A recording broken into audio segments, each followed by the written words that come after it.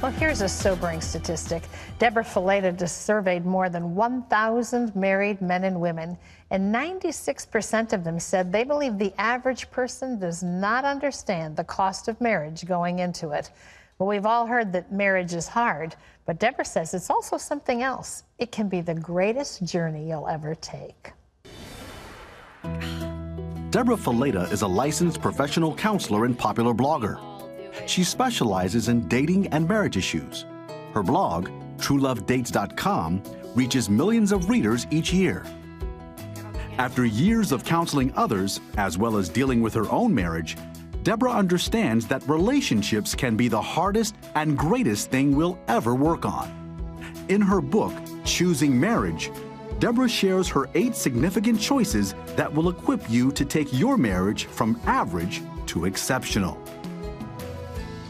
Well, Debra Fileta is here with us now. We welcome you to the 700 Thank you so Club. much. You write in your book, Choosing Marriage, that people can show love through a bologna sandwich. Yeah. What do you mean by that? Well, before I got married, my husband ate bologna sandwiches for months just to raise enough money to buy me an engagement ring. Wow. And you know, at the time you see it as an act of love and it's so romantic, but what you don't realize is that a healthy marriage really is built on sacrifices.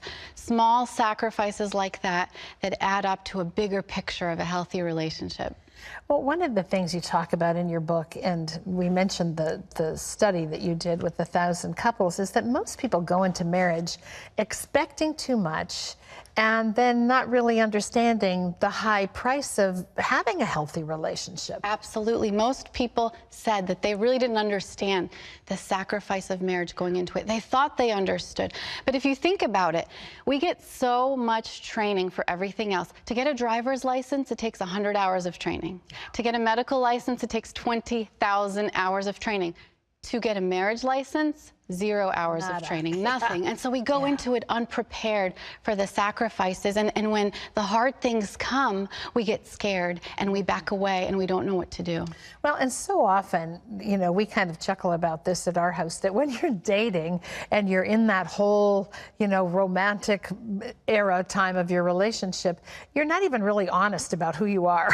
You're not, you're absolutely right. You're your best behavior, putting forth your best foot. And so people do come to marriage unrealistically. There's a lot of unrealistic expectations that we carry into this relationship, for sure. Well, it's accepted these days that if someone is in a relationship and they just, we say, fall out of love, that it's okay to bail on the relationship, which is really sad because we aren't paying attention to the fact that the words we speak to each other on our wedding day are supposed to be vows. Absolutely. So bailing shouldn't be an option. Absolutely. And what I want people to understand is that the hard stuff is normal. The hard stuff is part of it. Just because we're not prepared for it, we don't always lead with that.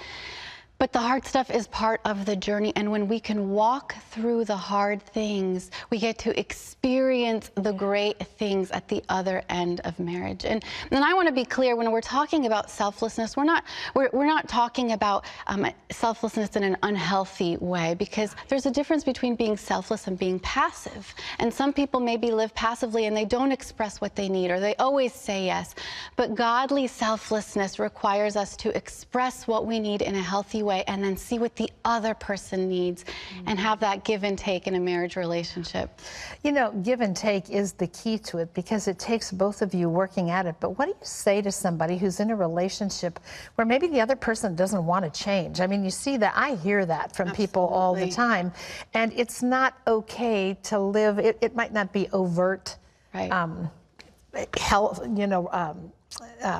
violence or something like that, or addiction to something, but it's just not a healthy relationship, especially where kids are involved. What do you say to people when they find themselves in a one-sided marriage? Absolutely, and that's where it's important to identify passivity versus selflessness. But I always tell people this: no matter what type of relationship you're in, when you work on getting yourself healthy, identifying your baggage, understanding your sins, your struggles, your weaknesses, where you're not setting healthy boundaries, for example, when you get yourself healthy, it will naturally work on getting your relationship healthy as well. You know, I think most people feel like when they go to get help for their marriage, it's like, God, please fix him. Right, you know? But it really does start with you. It really starts with and us. that begins the ball rolling. Well, you say that making some significant choices, a few good significant choices, can take a marriage from falling apart to really great. What are some of the things we can do to make that happen? Absolutely. One of the choices I talk about is going from facade to vulnerability. And you know, there's a difference between who we think we are and who we actually are. And all of these choices play a part in a healthy relationship. And choosing marriage isn't just a book for married people. You know, those of us who are married know that we have to choose marriage every single day. But choosing marriage is also a message for singles, because singles need to understand these choices that they can make today to prepare for a healthy marriage in the future as well. What are some of the unrealistic expectations we have when we marry? Because we all have them. Absolutely. You know, the top few things that people mentioned that were a reality check for them, things they didn't expect, had to do with family, you know, extended family, had to do with finances, had to do with sexual struggles, had to do with personality differences, because those same things that attract you to somebody a few years down the road become the very same things that pull you away and cause tension in a relationship. Yeah, why do we love them so much in the beginning and then go, what is wrong with you? So God made us that way, to be in relationships with people who are different than us so that we can learn and grow.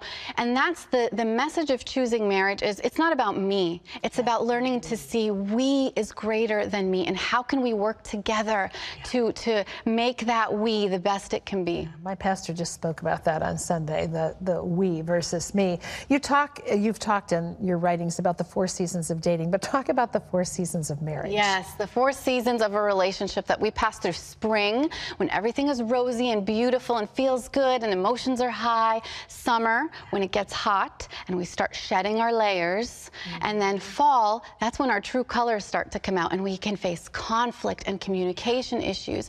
And then comes winter. Winter is a season where sometimes we feel apathy. You know, maybe we're in an okay marriage and we're okay with that, but I'll tell you what, apathy is one of the greatest enemies of a healthy relationship. But for those of us who are in winter, we have hope that spring can come again if we can just make the right choices day in, day out, and commit to a healthy relationship. Well, I just want to say that your book is filled with wise counsel. If you'd like more great advice on strengthening your marriage, get Debra's book. It's called Choosing Marriage: Why It Has to Start with We, the Greater Than Me. You can find out how to get it by going to cbn.com. And by the way, while you're there, you'll also receive a special code so that you can download Debra's workbook for free. Boy, that's a great place for a couple to start working on it together. Choosing Marriage is the name of the book. Debra, great to have you with us. Thank you so much. It's good to be here. Wise counsel.